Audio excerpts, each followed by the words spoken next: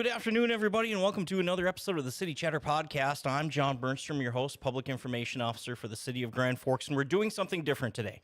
So through our first 20-some podcasts, we've only talked to city council members or the mayor.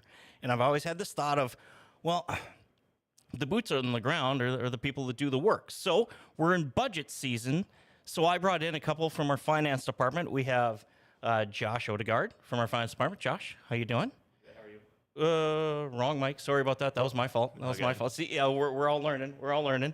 And then back to me here. And then we have Mike Vatnsdal from Budget Officer from Budget Manager. Budget Manager. Yes, and I keep calling myself the Budget Officer. I keep on trying to give myself a demotion, but Budget Manager. Budget Manager. And Josh, you're a senior accountant. Senior accountant. All right. In finance, they're all senior accountants, aren't they? Pretty much. Almost. All this stuff. Going around. Anyway. So Josh, just a quick question before we get into what brought you to working for the City of Grand Forks. I got involved in 2019 when I was still at UND. Got through the intern program, so I started that summer, worked with Mike, and just really enjoyed what I was doing, really loved the budget process, and ended up coming back next year for COVID, and they just kind of suckered me into staying. But love the people, love the work I do, so it was a nice, attractive job to stay in Grand Forks. So Mike, you got to look at you. Chuck another one up for that internship program, huh? You know what? Josh is the first one we've been able to actually keep on this, because this past year's intern was my 8th that we've had in the finance department. Hey, one for 7. One, you know what? Turnover in the finance department has been kind of slow. Around the COVID time, we started having a little bit more, and when that you guys are pretty stable Josh, in there now. Yeah. So that was the first time for our department anyway. But I know engineering and IT, they use that as a feeder program, so that's great. I got one. It works out great.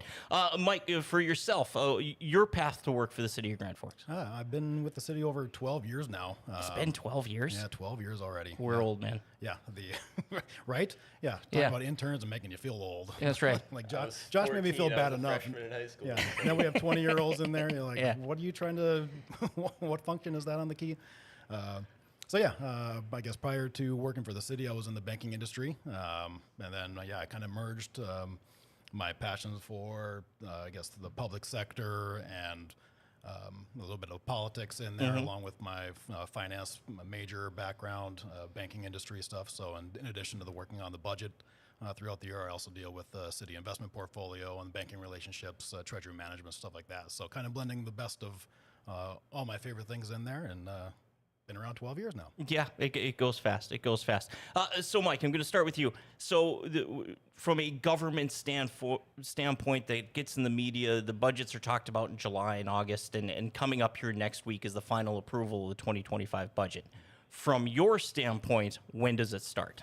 It really never ends. For most of us within the department, the finance department, and as well as department heads, we're thinking about the budget all year round. But the bulk of the budget season typically starts in the spring, early March, is when we kind of open it up, let departments know, hey, let us know what your needs are for the department, what any promotion that you're needing, staffing needs that you have, organizational structure with your employees, capital needs, technology needs.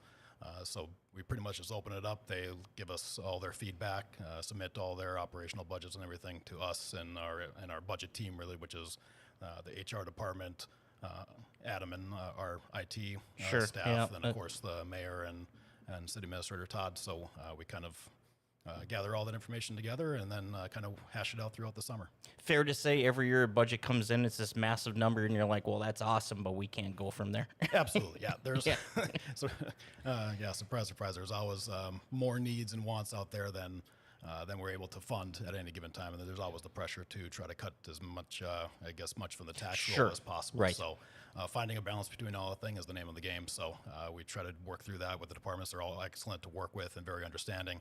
And then, of course, working with Todd and the mayor throughout the season, and then also getting council feedback throughout, not only throughout the budget season, but throughout the year, just knowing what they want to see in there and getting it, all hashed out before it gets to their desks. Is it unique on years like this year where there's actually a changeover in council in mid-budget cycle where you're educating the council, then all of a sudden, all right, I'm going to start over and educate new council? Yeah, it's really bad timing with when the new council members take their I always say that. they really have about 2 weeks to look at a 550-page document that we put together, and just the nuances. I mean, it took me 10 years to figure out what I'm doing. Right. And you build the book. and I put the book together. So Yeah. trying to see how everything flows together from one department to the other, and all the moving pieces there's just too many of them that are moving all at the same time, even throughout the year and throughout the budget process. So trying to juggle all that, I can't even imagine trying to take it on and Yeah. make major decisions for the citizens of Grand Right. Forks just within a few weeks. And it's got to be tough for them, but we try to do as much as we can to keep it as easy as possible for them, and Right. also as digestible as it is as we can for them as well, just by putting together different summary sheets and just trying to explain things as easily as we can. Sure. Josh, you talked about working in government and just that's something that interested you within the finance department when it's starting back in February and March. When are members in finance, yourself maybe specifically, I don't know, are you guys assigned to a specific department? Yeah, there's a lot of collaborative work, but each person sometimes has different specific funds or departments that they work on, more focused than other people. So Bryant in our office, he does all the transit and public transit dial-a-ride budgets mainly. For me, I work a lot with our Jobs Development Authority and Economic Development, so I help do a lot of those projections and forecasts, and it just kind of varies, but a lot of the department heads will also help with their individual budgets. But yeah, the different people have different roles, but then I think that also all comes together, and there's a lot of review and checks on everyone's work as well. So it's collaborative and team, but each person has their assigned things as well. So you get these pick the department, and I think it's also important for people to know not all. So there's federal money coming from through the city. There's state money coming. Yes, it's all taxpayer money, but it's not all property taxes that I individually pay. There's how many different levels. But as you go through this, how many times have you had a department comes in with a budget? You look at it and you're like, well, that's great, but how many times have you had to be the bad guy? There's a lot of times that you see requests and you think, well, maybe that's not totally feasible, but there's a lot of times where I think finance and the departments can come to an agreement or find some way to get to that, like an end goal that's agreeable to everyone. And whether it's our police department getting grant Sure. funding to add more bodies or Right. whatever it may be, we can phase things in over 4 or 5 years or something, for example, and get to a point where it's sustainable for the finance department, but also something that the departments are happy with at the end of the day. Mike, you talked about the process, the department sending in budgets and going from there. How early on, or how much direction up front actually comes from administration? We want a flat, or just this much increase, or we want this type of decrease. When does that conversation start happening? Yeah, over the dozen years that I've been here, we've done it both ways, depending on what the situation is. Of course, during the COVID years, we had no idea what was on the horizon, so Right. we pretty much said everything's going to stay flat, and we'll just see Yep. where the dust settles. Other years, we've just flat out let the departments tell us, what do you need? Because we don't want something 3 years down the road where they would have requested it 3 years, and we could have came up with a solution like Josh was talking about, that we could have phased something in, save some money somewhere, look for grant opportunities, things like that, and then all of a sudden have to have a $2 million fire engine on city council floor, Sure. with not a funding source to pay for. So that's something that we're trying to avoid constantly, right? So it's really good to let the departments request that, because then we get it on our radar and we can get it on council and the mayor's radar. Because if it's not there and they don't tell us because we just flat out say we're holding things flat, well, things are going to get really ugly in a couple of years when the problem hits the head, right? So usually earlier on, we let them, of course, submit those requests to us, but then that's when we get to the prioritizing, and that's a lot of times with the administration, the mayor will give directive of, here's what we want to see in the end. This is what I want. The budget is ultimately the mayor's budget, and the Right. council approves it in the end. So it's the mayor's prerogative of what he wants to see in there. So usually, probably a quarter of the way through the process is when we start to hash through those things with those priorities that the mayor has, and we try to put it all together. And by, I guess, late summer is when we present that big old book and everything else. So, but that's usually when those types of things would happen with that directive. Probably in the first quarter, and then really firm that up halfway through the year. And then just real quick, I mean, the city council is going to see it on Monday. Well, they've seen it already. They're making final decision on the 2025 budget on Monday. What are they voting on Monday? You know, like I mentioned, every year is just an annual budget, so they're Sure. basically voting on next year's appropriations and what we're looking at. So you know, we have a lot of different needs in there.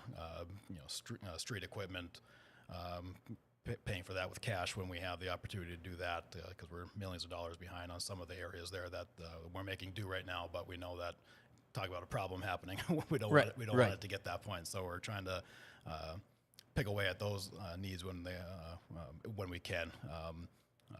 Police, fire vehicles, you know, that's all fully funded within the 6-year plan. Even though we're only budgeting a single year at a time, we're planning 6 years, 10 years ahead on pretty much everything. So, not in addition to the salary plan, you know, we have we're talking about the grant funding for police officers. We have 6 new officers that we're still eating some of that grant money in. That kind of chips away. The city pays a little bit more each and every year Right. to that, so we're still absorbing that. Trying to think, you know, the big thing right now this year is the new RMS software, which is records management system. Oh, for police department and 911. Yeah, that's Police, a big one. fire, yep, and computer-aided dispatch with the 911 and police and fire. Big dollars there, so that's a big undertaking that we're able to at least get in the numbers as presented. So those are the big 2 things that we're looking at. There's just the salary plan with the bodies, including the police with the grants there, and that CAD system absorbing that. So those are the big 2 things that we're looking at this year. Obviously, there's other things within the utility funds, the utility Sure. rates that we're always Yep. doing, sanitation, water rates. Big one there is starting to do the drought mitigation system. That's through the Red River Valley Water Supply Project that we'll have a local share in. So that'll be a new thing that we're looking at implementing in 2025. So yeah, we have all that Parking on the docket. ramps. We got parking ramp. We're Yeah. putting some more Oh, money into parking ramps. We want to talk parking right now. Yeah. But yeah, putting money into the parking ramps. Josh, you might what other things do we have in there that you can think of that?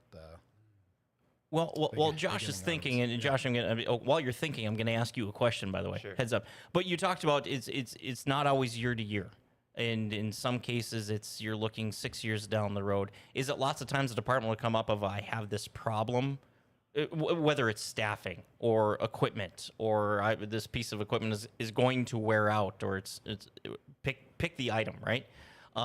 Is it always trying to find the solution, whether it's, I'm not sure how much you guys are involved in the grant side of it, or is it always, well, no, but keep asking? Maybe a little bit of both. I think a lot of times I feel like the departments are good about finding their own grants. I know Sure. sometimes the finance department will come across some, but I know each department, like if they really have a need, I know they can sometimes come up with a solution on their own or find a grant and then come with that solution already packaged in with it. But I think it just kind of depends on like how severe the issue that they're coming with is. If it's something you can plan, say, okay, we're not doing it this upcoming year, but let's plan for a couple years ahead, like maybe like the public works facility roof. Yep. Oh, where sure. We've Yeah. been kind of putting money aside for the future. Or if it's something like the parking ramps where it's a more pressing We're matter. good, bad. Yeah. Let's get these done right now so they don't become a severe issue or anything. So I think it just kind of depends on the severity, and then if there's an immediate solution like a grant that we can file for or apply for right now and get it, or if we need to start just saving money up for the future and do it on our own. And yeah, there's a lot of that going back and forth with departments that, and again, talking about the 6-year horizon that we always look at, police department, we know that we are going to need new tasers in 2027 or whatever year it is. All right, how much does it cost? We can't do it all in 1 year because that would be a big hit to the tax rolls and just eat up, any resources that we do have. So how about we just start phasing things in? Can we do a third of them at a time and do a third of them each year? Or is it better just to do them all at once? What's the solution there? Vehicles, I mentioned that earlier too. That's a big one that we work on with the bigger departments.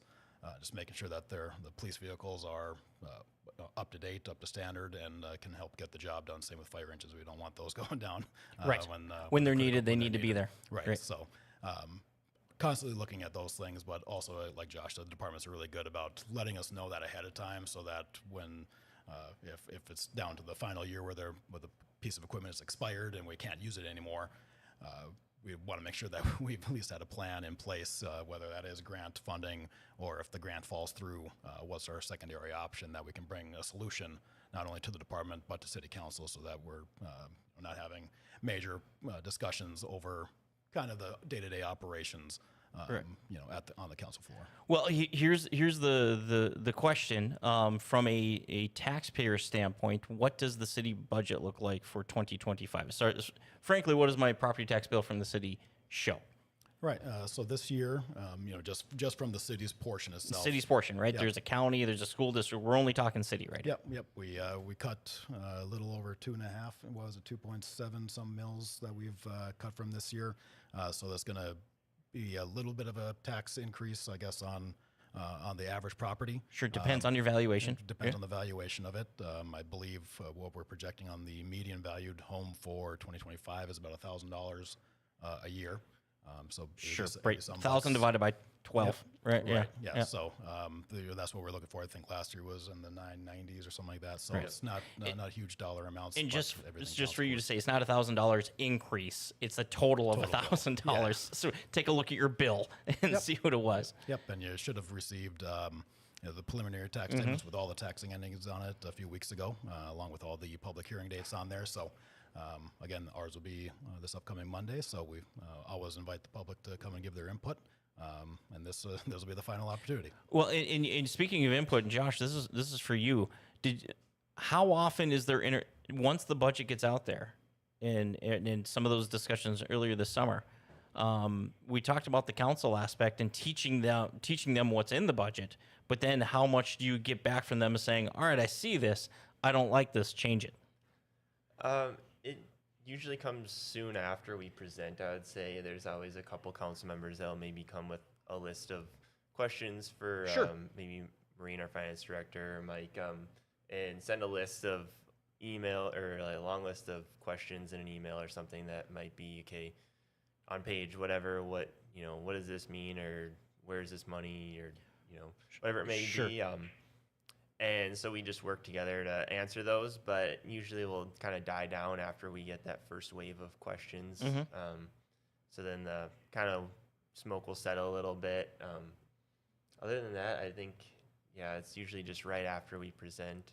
And that's something that we work really hard to do, is to work with the mayor and Right. city council members throughout the year to understand what they want to see in the budget in the first place. And the mayor is very collaborative in that regard, as far as getting things into the budget that we know that city council members are going to want.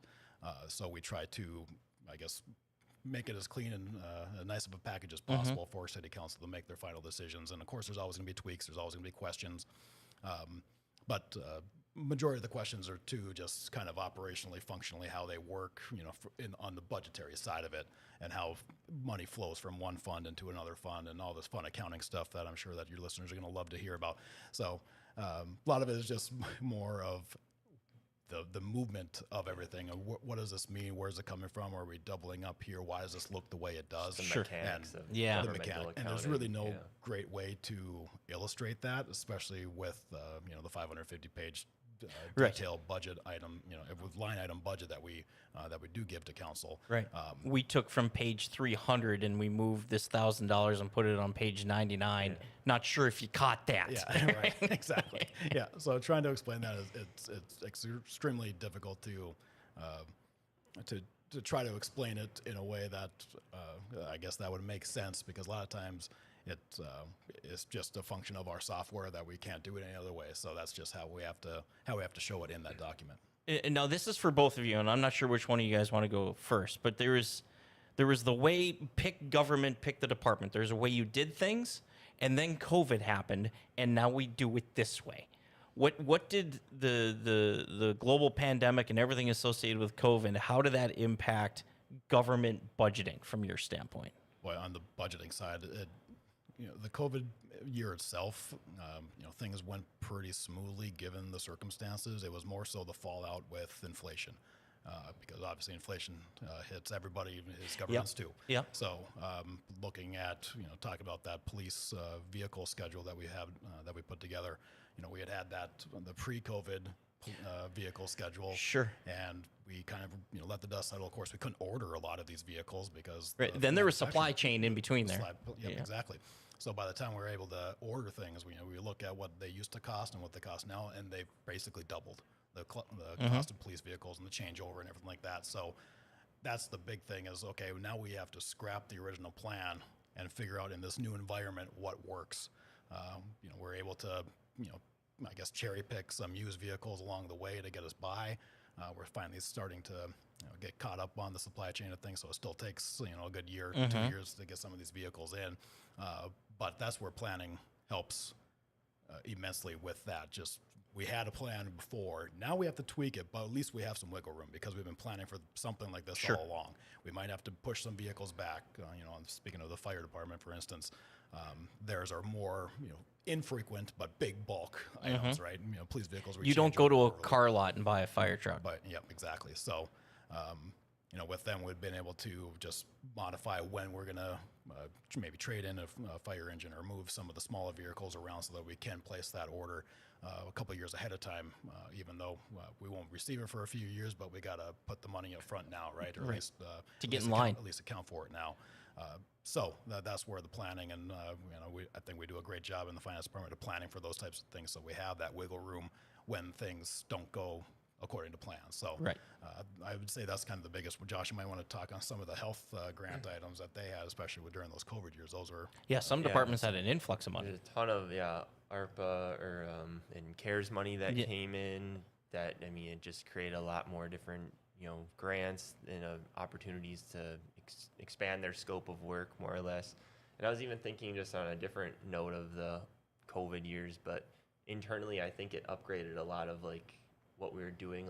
It kind of forced us to upgrade to the new Windows where we could all work in same spreadsheets rather than if one person was in it, you couldn't use it anymore. Cause if I'm working that whole second, or when I came back after COVID, I was working from my apartment every single day cause I couldn't come into the office. And, I think just there was more a force to upgrade our tech just to be more collaborative when we weren't in the same office all the time. right. And that's interesting. You're right. And then we did change right around that time, and maybe just more coincidentally, to our ClearGov digital budget book. I think that maybe came a year or so after, but going web-based with things.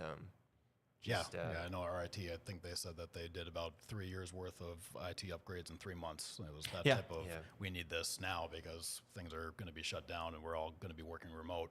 And we can't be working from 7 different spreadsheets. We need it all housed in one single area so that we can keep working together, even though we're not going to physically be together. Interesting story on that. It was discussion in COVID, all right, how we're going to do council meetings, and somebody brought up Zoom, and they looked at me, and I'm like, oh, this sounds like an IT question. And they're like, yeah, but you've used it before. And I'm like, once? Zoom singular. So guess who became the Zoom guy? That was me. You mentioned, Josh, you mentioned online. Can you talk about, this is something new you guys are doing this year, the budget briefs. Yeah. It's the 500-page budget book. That's not 500 pages. Is that correct? 16 pages. It's 16 pages? Yeah, Either one of you. I'm not sure. It's the first time I've heard of it, but it's on our website. You can find it under finance and budget and all that fun stuff. But can you just talk about just kind of that idea of it's the Cliff Notes version? Right, yeah, and that's something that we've tried to do. Josh mentioned that ClearGov software. So on the city website, we have, I guess our budget document is now a website. So that's Correct. what we have for the public. That's kind of a summarized version of that 550 pages. It's more like 450 pages. Yeah, Okay. It's a very slight summary. Slight summary, more holistic in nature. But I'll let Josh talk about the budget in brief because that was kind of his little brainchild that he had there along with the intern this summer. I went down to our, we have an annual GFOA conference, and I got to attend this year in Orlando. I came back with a new vision of budgeting. And it's all sorts of energy. Yeah, I got all these great ideas. Yeah. So, we decided to give the budget in brief a try, just really condensing it down to a much more readable document that's easier for people to understand, just not really so far into the weeds of Right. what the budget can get to. And shout out to our summer intern, Lily. She was very good at using Canva and design work. Really helped us formulate something that was aesthetically pleasing, but also provides a lot of good information and maybe some higher level information and things that we think that the taxpayers would, care about more. Yeah, and that's the best thing about that is it's really not specific to getting into the weeds whatsoever. It's very high level and very, what do I care about? I care what my utility bill is going to be and what my real estate taxes are going to be. Correct. And so, and on top of it, where does that money go? So that's what that is mainly focused towards, is like, here's your tax dollar, here's where it goes. And we're not going to tell you exactly what line item that may go to, but here's where it gets shuffled to. So that's it was very nice graphics, very easy to digest, I would say. And that's the big thing that we try to do is try to make something extremely complicated as simple as possible, and that everybody can at least get their hands around. Well, yeah, that's my job throughout City Hall. Talking to engineers, frankly, talking to finance people. It's just like, okay, what you said, I have a general idea. Yeah. Now, I'm going to repeat this back to you. You tell me if I'm really wrong or if I'm close. And if I'm close, we're going with it. Right. But I should mention with that budget brief, what we're going to do here is with this podcast episode here, we're going to link this in the comments so people can go take a look at it. We get this out to other city employees as well. It's something new, right? You guys did it both for the proposed budget and then what was preliminary approved, because there was a change in there. There were some changes in there. Yep. So I think it's a good idea. It's, again, we talk about the council members. I feel bad for them getting, you literally, hi, my name's Mike, here's the budget. Yeah. And you do that. Just some light weekend reading for you. Right. Yeah. All right. So we're done budget talk. We're going on to other things. Just so people are aware, I have a couple of athletes in front of me here. I do. Josh, that was a good snort there. You're the young athlete of the group. What are you talking about? I'm sore every day. I don't know. Right. Yeah. So Josh, for you, you said you play volleyball almost every day. If I could play it every day, I probably would. Even if maybe my wife would tell me I'm crazy or something, I think it's one of my now new loves in life after when I got to college. Just been playing it ever since, so about 8 years now. So that was going to be the question, which volleyball, one of those sports I went to college too. That wasn't the, I'm going to go do this. It was hockey, or we play flag football or something. How did you get down the volleyball path? I was in Fulton Hall at UND. They have the volleyball court right out there. Oh, sure, right outside. Yeah. Decided to go out and play one time. I saw some people playing and ended up meeting my future wife there, but she got me into playing at the rec center and then at the YMCA. So shout out to the YMCA for being a great place to play. There you go. No, shout out to the missus for getting me outside and playing volleyball. And Mike, for you, what's your handicap? I don't have an established one. I really should. You got to be close to scratch. No. You sure? I would say you were. I mean, it was when I was Josh's age, for crying out loud. Yeah. I mean, you can do anything at Josh's age. But I probably would say I'm a 6 to an 8. Sure, right now. I've played with you before. That sounds about right. Yeah, I think next year I'll go ahead and do that. And I'll report back to you next year when I get all those rounds in there. But yeah, this year been. This year I finally decided, my driver was pretty deadly, and I don't mean that in the respect that I was hitting it down the middle. No, it was deadly to your round. It was deadly to my round and deadly You're on to the other other people fairway. on the course. I was Sure. literally worried about other people's welfare. So I've always been a better iron player. So I traded in the driver. I actually got a couple of 2 iron and 1 iron driving irons, and just bunting it down the fairway more or less. But actually was able to shoot 1 under par earlier this year at Kings Walk. That was the first time I'd done that. Hey, Probably nice since work. probably since I was Josh's age. But yeah, so that it's been a little bit of a learning curve, but it's still fun to be able to. I never thought I'd be able to say that I hit a 1 iron before, but that's what I use as my driver right now. So I played a round of golf with Mike. Boy, it's been a couple of years since we played that. You know We what, took it's we at took a day least- off, yeah. and we went to Valley. And I'm a bogey golfer. I'm not as good a golfer as you, but I played really well. really well I at that. on that 9 holes, I'm just like, this is simple. Yeah. I missed a putt on 9 for a 39. I'm like, here we go, back 9. Something happened in that 100 feet or whatever between the 9th hole and the 10th tee, and I forgot how to play golf. And it was amazing. You know what? We weren't even in the clubhouse that long. We weren't. Were we? I have no idea what happened.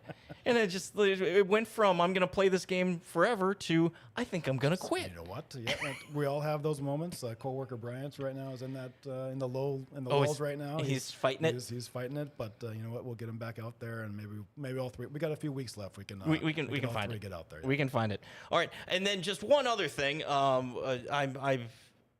I'm not this huge TV nerd, or movies or whatever. My son will get me into, the Star Wars. He's a teenager, right? So Star Wars, Marvel, anything that blows up is pretty cool. But James Earl Jones passed away. Yes. Passed away yesterday. And this was interesting. We talked about this before the show, but I'm gonna ask you and play dumb like you don't know the answer. You realize he wasn't the original Darth Vader, correct? Yeah, I had heard stories as he had mentioned those in different interviews and stuff like that. But yes, I knew that he wasn't the first one. No, and Josh, Star Wars was this movie that came out in the 70s that didn't use CGI. Mike actually gave me all of his. He has all the discs at home. So many great references. You need to know. Those what I'm discs talking are about. called DVDs. Yeah, and he gave them to me. I could play them in my Xbox, so I watched all of them. And you know what? It was a worthwhile. My wife would not sit there and watch them with me. But I put down. So she won't laugh at all the one-liners and all the jokes. No, she refuses. But I committed. I committed to the Star Wars, and I watched I think almost all of them. Maybe not the last. No, they keep making new ones. I now. know. I stopped. I just watched. To finish the thought, it was Orson Welles. I believe it was the first few takes, the first shooting. The reason they pulled him, you're too famous. Yeah. And I guess James Earl Jones did Darth Vader for, pennies on the dollar, right? Oh, we're making this weird space movie. Yeah, it's probably going to flop. But you know what? Speaking of this microphone for us, Yeah. For a guy who was born with a stutter, it works out. Yes. Is it fair to say you guys were bad at math in school? It's probably my worst subject. I mean, millennial here, so I don't know. I got a calculator in my pocket, being my phone, which Right. So yeah, I guess that. That's going to make taxpayers feel good. I wasn't good at math, Not but good don't at worry, math. city budget's good. Accountants don't worry. only need 4 functions. I'm Yes. telling you. All right, guys, thank you. Appreciate it very much. I think for having us. we covered a lot of stuff. Oh, do you want to promote? You do a podcast in the winter. Not talking about money, not talking about this. Nah. You talk about hockey down south. Yeah. A couple of buddies and I, we always, we thought that we were the funniest people in the room at all times, and so we had always been joking when some argument would happen, which happens all the time. We'd be like, Right. you know what, guys, save it for the podcast. And then I guess the year before COVID, our one buddy was just like, you know what, we're gonna do it. So let's talk about college hockey. It's called Grease in the Crease. We've been doing it for 7 or 8 years now. I think this will be coming up our 8th year. Talk a lot of, I guess, the Western school hockey, but we definitely talk about college hockey overall. And just 4 guys arguing about sports is kind of the tagline that we have there. It sounds like Tuesday. Yes. That's what you do. Get around people. Yeah. We're in the NFL season. See the games yesterday? I thought that was terrible. That guy's great. Vikings are going to the Super Bowl now, by the way. Yes. Yep. Right. Unstoppable. Well, I'm back on the bandwagon. Dang, I'm not a bandwagon rider guy. Right. But whatever it is, I'm back on. I'm back on. Guys, thank you very much. Appreciate it. And appreciate all the work you guys do and everyone in finances. I know can you take a break next Tuesday? Or do you start working on 26 on Tuesday? We got that website that if things get passed, I guess we can go right back to work and get that website all put together and submit it off, where we get a budget award each year for a budget presentation. It has a bunch of guidelines that we use on that website. So best practices on there. So that's what we spend pretty much our fall and winter doing. You're not cocky at all. It's not so much we submit for award. We have to get this up so when we get the award, We get it. That's Yes. pretty good. Award-winning finance The department. award-winning finance I department. appreciate it. Mike, thank you very much. Josh, thank you very much. And heads up, the employee thing works. No pressure. You guys didn't crash and burn. Sweet. Heads up to the rest of the city employees. I'm coming out for you. Ratings are only going up. That's right. Standards. All right. Thank you to you guys. And thank you for watching this episode of the City Chatter Podcast. If you want to catch this episode or any other previous episode, just visit grandforksgov.com/podcast. We'll catch you next time.